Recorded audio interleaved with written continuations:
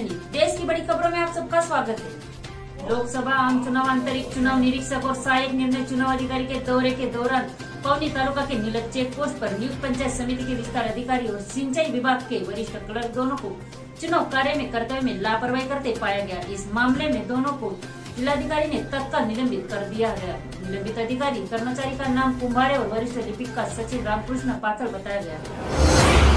8 अप्रैल 2024 को उत्तर प्रदेश के मुख्यमंत्री योगी आदित्यनाथ ने भंडारा गोंदिया लोकसभा क्षेत्र में लोकसभा उम्मीदवार सुनील मेंढे के लिए प्रचार करने के लिए दशहरा मैदान भंडारा में एक सार्वजनिक बैठक का आयोजन किया है। ऐसी जानकारी भाजपा भंडारा जिले की ओर से भाजपा जिला अध्यक्ष प्रकाश बालगुडे की ओर से 7 अप्रैल 2024 को दी गई।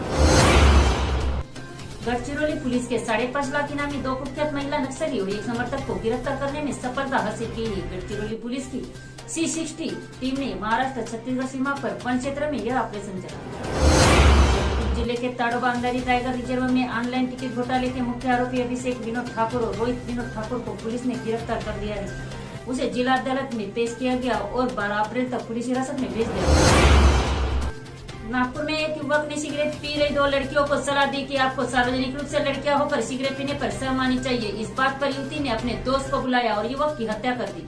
यह घटना कल रविवार सुबह हुटकेश्वर थाने में सामने आई। मारे गए युवक की पहचान रंजित बाबूलाल राठौड़ 26 वर्षीय के रूप में हुई है। इस हत्याकांड में 2 युवतियों समेत 3 लोगों को किया गया।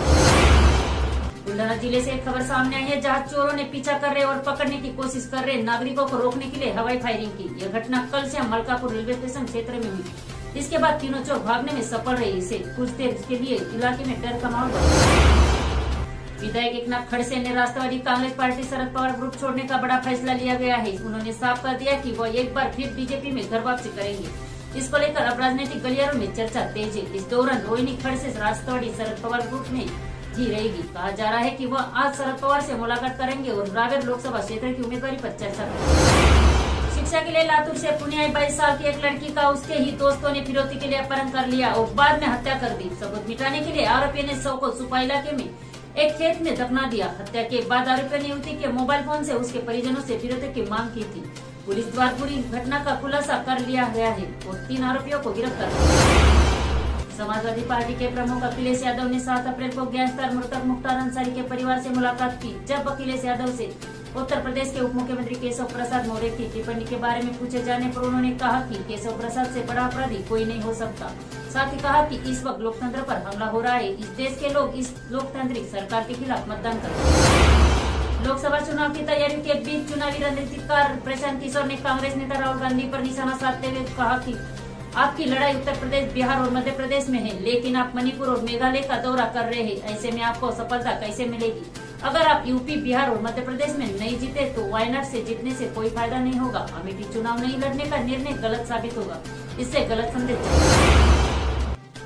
लोकसभा चुनाव से पहले टीएमसी और बीजेपी के बीच एनआईए को लेकर विवाद खड़ा हो गया है। सूत्रों के मुताबिक पीएम मोदी ने तृणमूल कांग्रेस पर संविधान को बर्बाद करने और भ्रष्ट नेताओं को बचाने की कोशिश करने का आरोप लगाया। दूसरी ओर ममता बनर्जी ने आरोप लगाया कि केंद्रीय एजेंसियां तृणमूल नेताओं को बीजेपी में शामिल होने के लिए धमकी दे रही है। दोनों नेताओं के बीच चल रही जुबानी जंग के दौरान एनआईए की तरफ से एक बयान जारी किया गया, जिसमें कहा गया कि वह बिना गलत इरादे से छापेमारी के लिए पहुंची थी, लेकिन टीम पर हमला कर दिया। मलकापुर फ्लाईओवर पर रविवार रात को बड़ा हादसा हो गया, जहां एक ट्रक ने 14 से ज्यादा वाहनों को टक्कर मार दी। इस हादसे में कई लोग घायल हुए हैं, जिन्हें इलाज के लिए अस्पताल में भर्ती कराया गया है।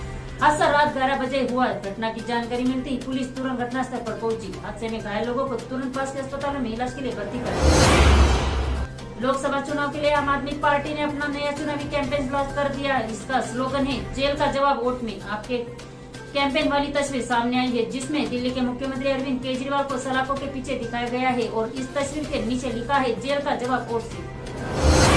महाराष्ट्र के थाने में पिछले दिनों से लापता रहे एक व्यक्ति का शव पालघर में एक कार में अंदर मिला। यह कार एक होटल परिसर में खड़ी थी। जब लोगों ने देखा तो आसपास हड़कंप मच गया। सूचना मिलने के बाद पुलिस मौके पर पहुंच गई और जायजा लिया। पुलिस ने शव कब्जे में लेकर मामले की जांच शुरू कर दी है।